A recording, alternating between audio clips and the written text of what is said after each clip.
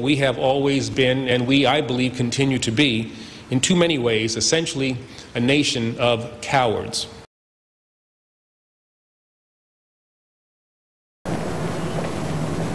We practice that.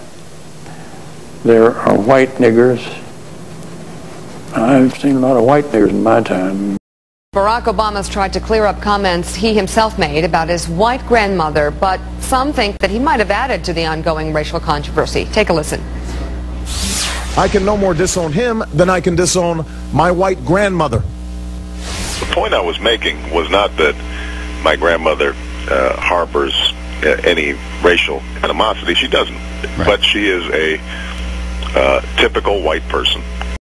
In a 2001 speech before a Latino audience at Berkeley Law School, Sotomayor said she disagreed with the notion that a wise old man and a wise old woman will reach the same conclusion in deciding cases. Said Sotomayor, "I would hope that a wise Latina woman with the richness of her experiences would more often than not reach a better conclusion than a white male."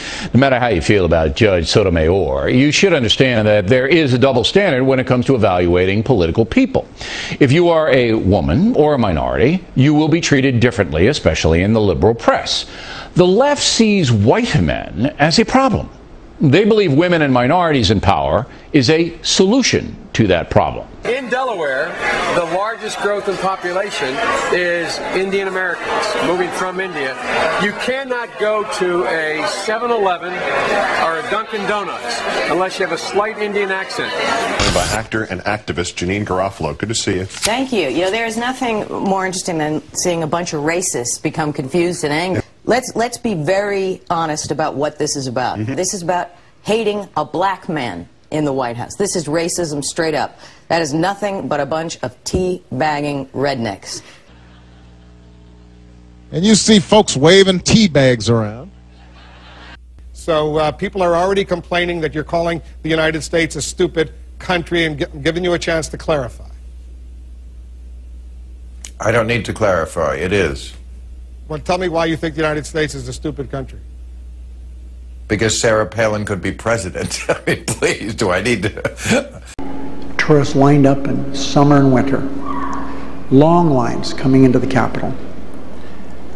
In the summertime, because of the high humidity and how hot it gets here, you could literally smell the tourists coming into the Capitol. The Secretary of Homeland Security is standing by her department's report that warns about, quote, right-wing extremists. Those extremists might include military veterans, pro-lifers, and people opposed to illegal immigration.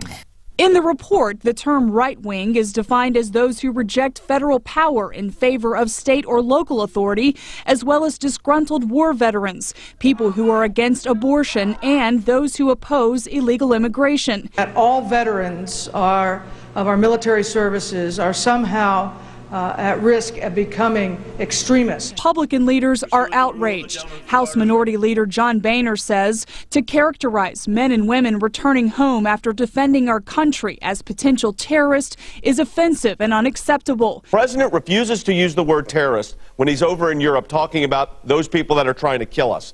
But in the United States, there's no problem for the administration to use the word terrorist when they're talking about people that are pro-life, that are in favor of the Second Amendment, or opposed to the administration's policies on immigration.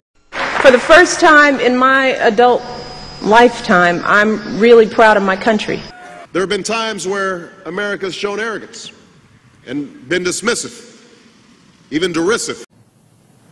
And let me say this to all of the chattering class that so much focuses on those little, tiny, yes, porky amendments. The American people really don't care. Houston, Texas. Congresswoman Sheila Jackson Lee holds a town hall and actually answers her cell phone while a cancer survivor asks her a question. It cannot happen without encroaching on someone else's. It's not even listening, but what are you talking about? I'm here. Seriously, really? I mean, come on. Dude.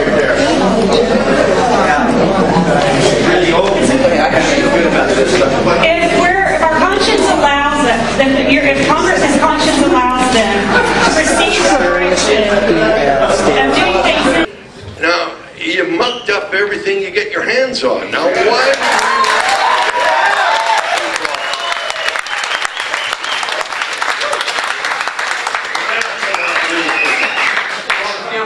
Final line is, Mr. Congressman, don't pee on my leg and tell me it's raining. Thank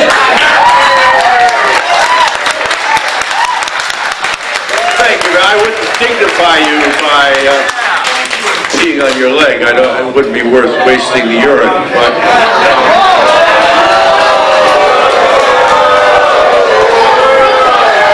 moments ago, Senator, Congressman Barney Frank of Massachusetts wrapped up a town hall meeting on health care in Dartmouth, Massachusetts. Watch this exchange. As Obama has expressly supported this policy, why are you supporting it? Let me, but I will, a real solution. When you ask me that question, I am going to revert to my ethnic heritage and answer your question with a question. On what planet do you spend most of your time?